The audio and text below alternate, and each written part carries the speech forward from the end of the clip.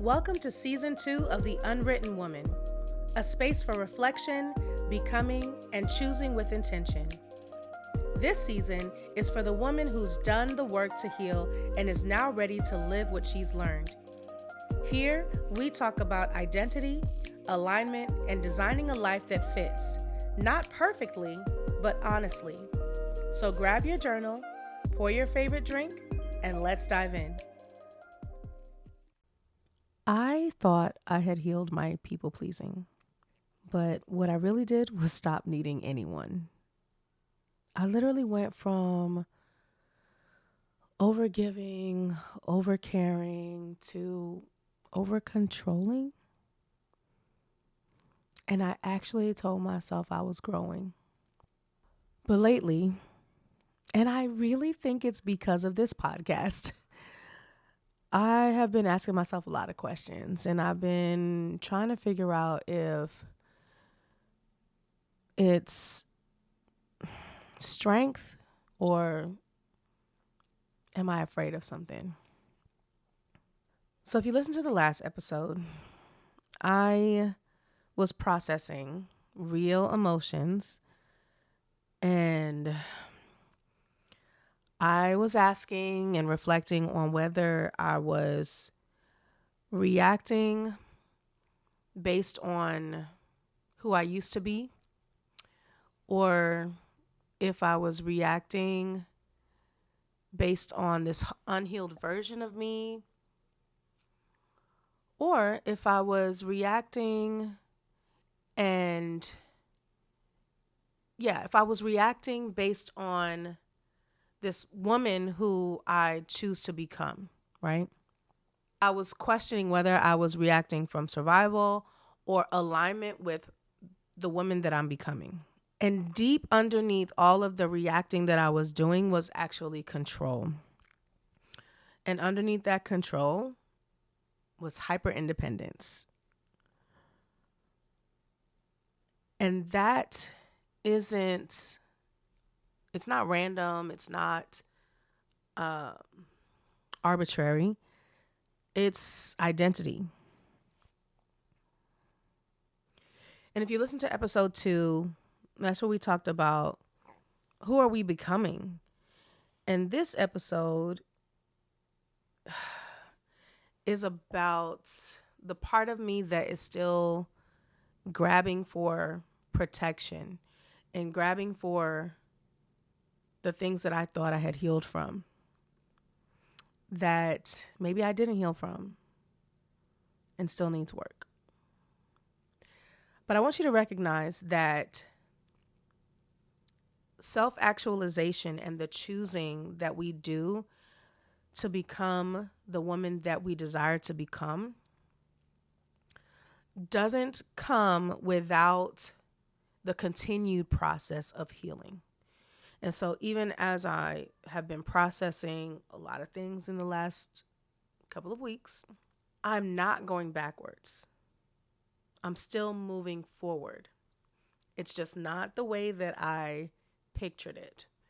And so rather than come to you on this podcast as though I have it figured out, as though I have reached the mountaintop, I'm choosing to show up here authentically, and I'm choosing to show up here transparently and in real time talk to you about the things that I am personally processing. So let's talk a little bit about hyperindependence, right? I think that I have always been proud of myself for being independent. And in a lot of ways, right?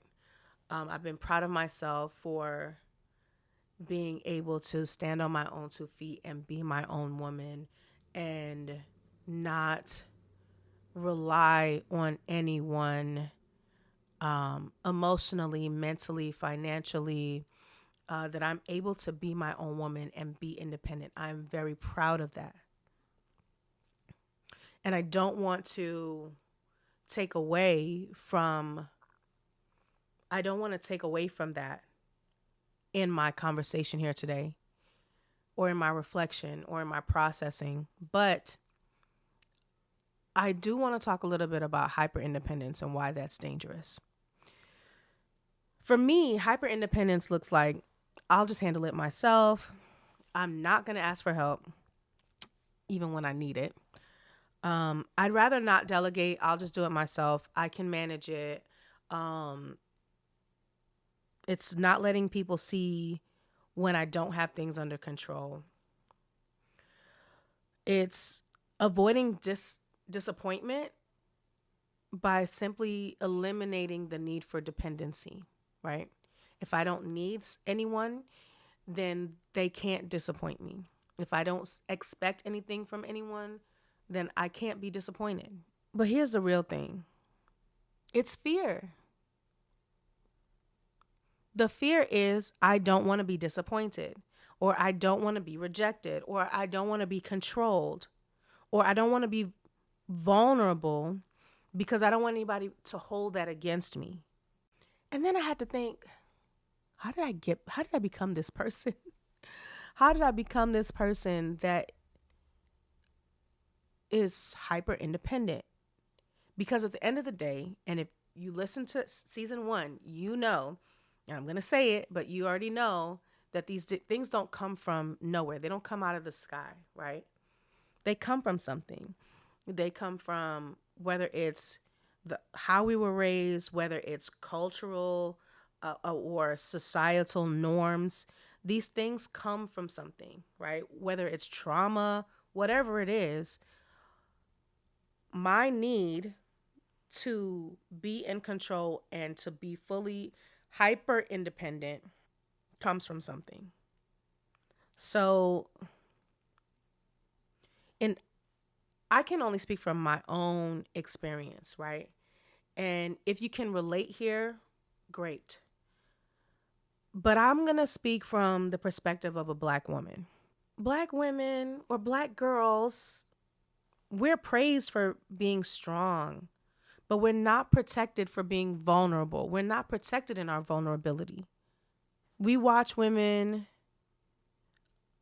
who survive through self-sufficiency. Like, I can't rely on a man or anyone around me. And so I have to make sure that if I got to work 2-3 jobs, I'll work 2-3 jobs, right? But at least I'll be self-sufficient and I don't have to rely on anyone. We're raised to handle it. We have a problem. We solve the problem. Independence is rewarded, right? If you were able to do that on your own, girl, clap, clap, clap. And there's nothing wrong. And again, there's nothing wrong with independence. There's nothing wrong with self-sufficiency. There's something wrong when it comes at the detriment of your identity, or it comes at the detriment of your mental health or your physical health, right? And the truth is that we are taught, we are trained, we are rewarded for hyper independency. How many songs have we listened to about being independent, right? I'm a strong Black woman. INDEPEND.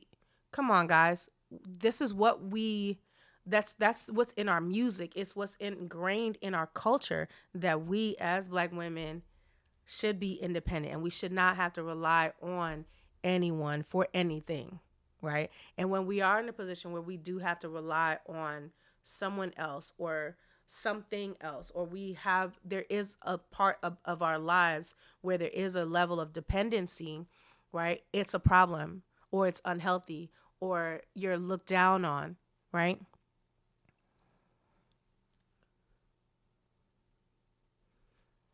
We're rewarded for being hyper independent. We're celebrated for being resilient, but we're not supported in our softness. In our softness, that's seen as weak or out of control or someone else is controlling us when we are soft. We're never taught how to receive without losing power, right? If we have to receive from someone, if we have to be dependent in any area of our life, we no longer have our power. But that protection from all the fears, when that protection becomes your identity, it actually turns into isolation.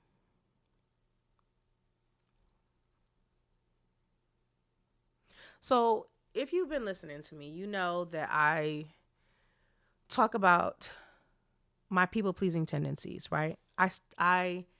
You know, I think in some ways I probably still struggle with it, right? But I have done a lot of work to release those tendencies. But here's where the problem comes into play. So I stopped being a people pleaser, but I never learned interdependence. What I learned was detachment. I learned how to be in control. I learned how to not need anything from anybody. Emotional support. Fine. I no longer need anything. When I was a people pleaser, I was actually abandoning myself to maintain connections. And then now, in my hyper independence, I've abandoned connection to protect myself. And it's not to say that connection isn't important to me, right? However, what has happened is I see connection differently, right? I see connection as I can be of support to others.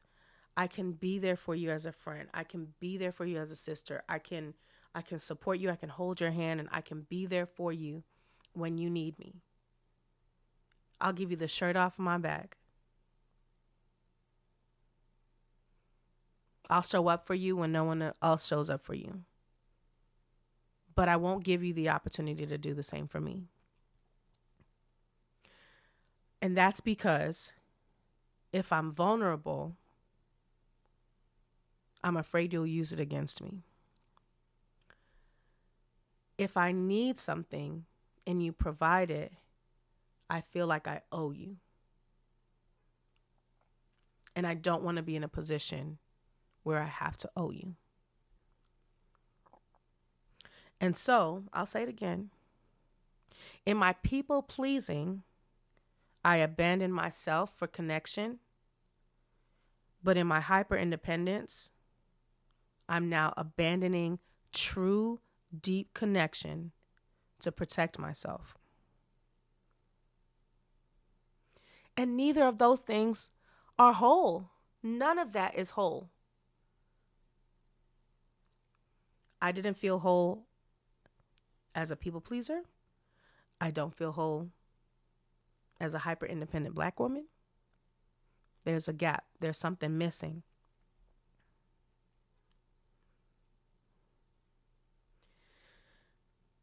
And self-actualization for me doesn't mean that I become untouchable. It doesn't mean that I become unbothered. It doesn't mean that I become invincible. It's really about becoming integrated, about being strong and supported, about being capable and also being connected, being independent without being isolated. I don't want to stop being capable. I don't want to stop being capable of being independent. I don't want to stop being capable of managing, my life and managing my finances and taking care of myself and, continuing to pour into myself and, just becoming the version of me that I desire to become. I don't want to stop being capable. I just want to stop performing as though I'm invincible or that nothing bothers me or that I am always in control, because that's not true. I don't always have things under control, and that's okay. and I don't have to deal with it alone. I can be supported through that. It's very difficult for me.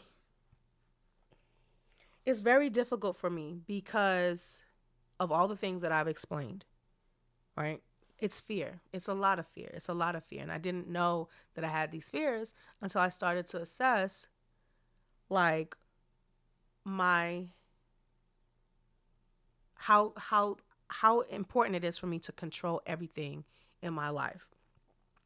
And then when things are out of my control, how it affects me and how it makes me feel. So here are some things that I'm going to do differently. Somebody offers help, I'm going to take it. I'm going to try. I'm going to be okay with saying that I don't have something under control. Recently, I've had to do this twice. And it was really difficult. It was really difficult to be able to verbalize the fact that there's something that's overwhelming me and I don't have it under control and I cannot control it and I have to release it. And being able to say that to another person rather than just like being in my head about it was really challenging. Another thing that I am going to practice is asking for support before something becomes a crisis. Now, I don't really let things get into crisis mode, but I think that in the back of my mind, there's always this idea of like, well, what happens if I do have a crisis? Like, what can I do and where can I go and who can I, reach out to it, but really and truly, like, I don't want to get to the point where there ever is a crisis. Right. And I have to be okay with the idea of like asking for help pre-crisis. Because at the end of the day, I don't always got it. But 95% of the time, I say I got it. So I'm going to admit, even though I do strongly believe that I've healed from a lot. I'm not going to say I do believe. I have healed from a lot of the things that have happened that have caused me trauma, right? However, there are times when I still grab for that control, that I still grab for that protection. The thing is, I didn't always notice it. Now I'm noticing it. And I think part of it has to do with having people in my life who have the capacity and the desire to be supportive, right? And maybe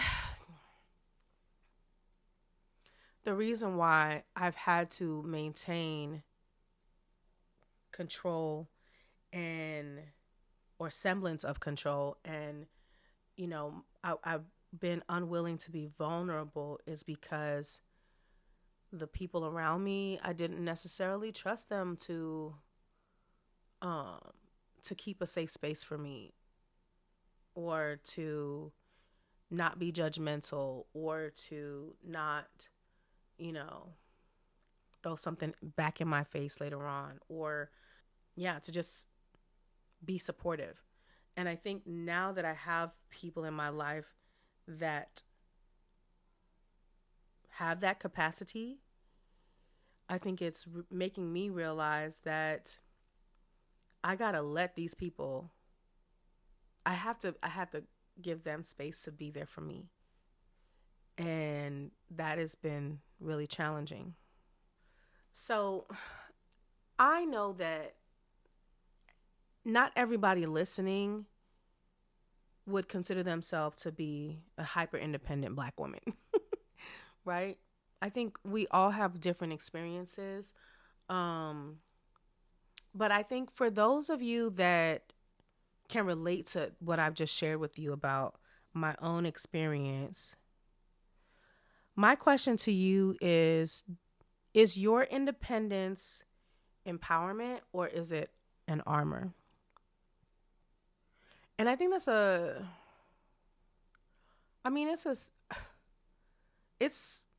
pretty plain question, right? I think it takes time to reflect.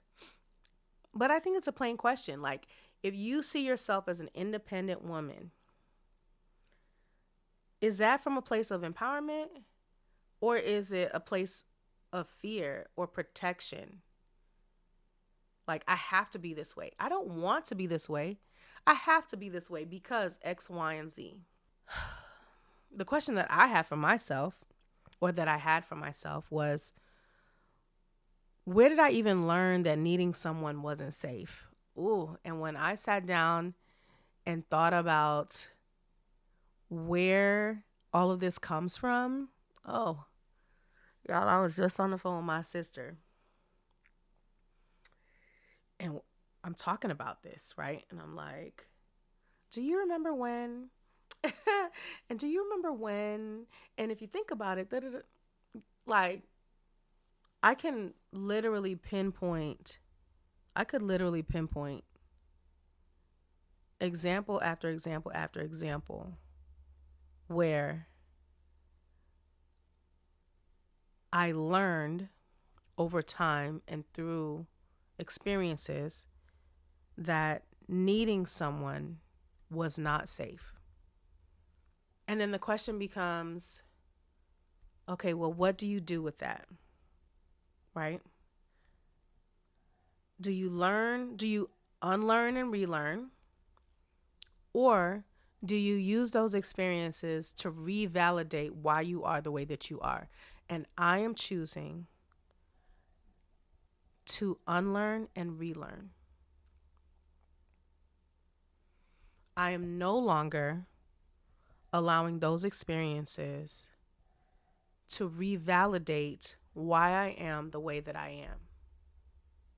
There's nothing wrong with independence, but hyper independence is a problem.